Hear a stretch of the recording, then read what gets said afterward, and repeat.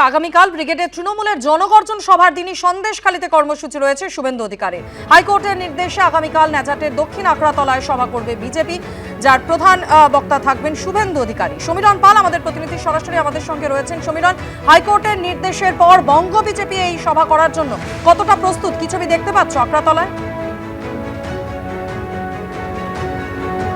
দেখো, গতকাল যখন একেবারে ঠিক হয়ে যায় যে দক্ষিণ আকড়াতলার মাঠেই যেই জনসভা হবে আগামীকাল ঠিক বেলা 11টা নাগাদ, যেই সময় জনগর্জন সভা হবে কলকাতায়, ঠিক সেই সময় মুখ্যমন্ত্রী মমতা বন্দ্যোপাধ্যায় তৃণমূল নেত্রী যেখানে ভাষণ দেবে, ঠিক একই সময় রাজ্যের বিরোধী দলনেতা শুভেন্দু অধিকারী এখানে আসবেন। ক্যামেরাম্যান সন্দীপ সাধুকে দেখাতে বলবো এই দক্ষিণ আকড়াতলার মাঠে একেবারে শেষ মুহূর্তের প্রস্তুতি চলছে, মঞ্চ তৈরির কাজ চলছে এবং গোটা বিষয়টি পর্যবেক্ষণ করছেন বিজেপির রাজ্য নেতৃত্ব। আগামীকাল বেলা 11টার সময় এখানে সভা রয়েছে সন্দেশখালী 1 নম্বর ব্লকের অন্তর্গত এই দক্ষিণ আকড়াতলা, এবং শেখ শাহজাহান গ্রেপ্তার হওয়ার পর এই বিরোধী দলগুলির মধ্যে এই সবথেকে বড় একটা জনসভা কালকে অনুষ্ঠিত হতে চলেছে এবং সেই জনসভায় সন্দেশখালী 1 এবং সন্দেশখালী 2 নম্বর ব্লকের বিজেপি কর্মীরা আসবেন এবং মহিলারা আসবেন এবং তাদের জন্য ব্যবস্থা করা হচ্ছে এবং আগামীকাল এই সভা রয়েছে। কথা বলে নেব বিজেপির রাজ্য নেতৃত্বের সঙ্গে। আগামীকাল সভা রয়েছে, সবার জন্য কতটা প্রস্তুত? একদম আপনি দেখছেন এখানে প্রস্তুতি চলছে, একদম কিছুক্ষণের মধ্যেই সমস্ত আমরা কাল একদম রেডি করে ফেলছি সব। কালকে 11টার মধ্যে কালকে 11টার মধ্যে একদম এখানে কানায় কানায় অর্থাৎ বঙ্গ বিজেপি একেবারে প্রস্তুত আগামীকালকের এই সভার জন্য, এই কর্মসূচির জন্য। শুভেন্দু অধিকারী তিনি কি বলছেন দেখাবো। সন্দেশখালী লোক থাকবে, আমরা তো গাড়ি করে লোক আনবো না। যে মাঠটা হয়েছে 10,000-এর মাঠ, আমার বিশ্বাস 15-20 হাজার লোকাল লোক থাকবে।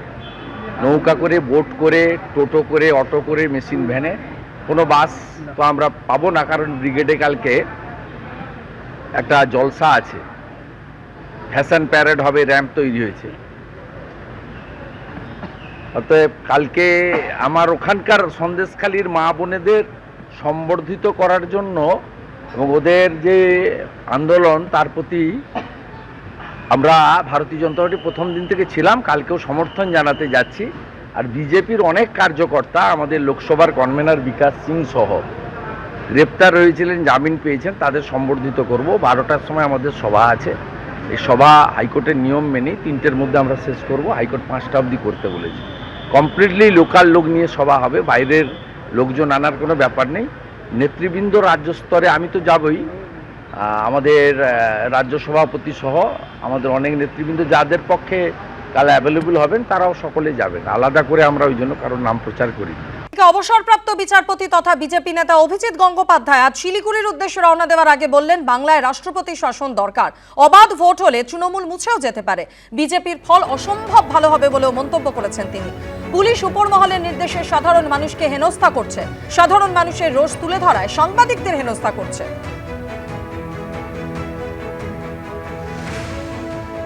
পুলিশ দেখছেন সাধারণ মানুষকে কিভাবে হ্যারাস করছে এবং সেটা উপর মহলের নির্দেশে করছে। সাংবাদিকদের কিভাবে হ্যারাস করছে সেটা উপর মহলের নির্দেশে করছে। এটাকে কি আইন শৃঙ্খলা বলে? তারা মানুষের রোষ, সাধারণ মানুষের যে ক্ষোভ সেটাকে সামলাতে পারছে না, সাংবাদিকরা সেটা তুলে ধরছেন, সাংবাদিকদের অ্যাটাক করছে। এটা তার চূড়ান্ত অগণতান্ত্রিক অবস্থা। এটা আর বেশি দিন চলতে পারে না। 356 করা দরকার।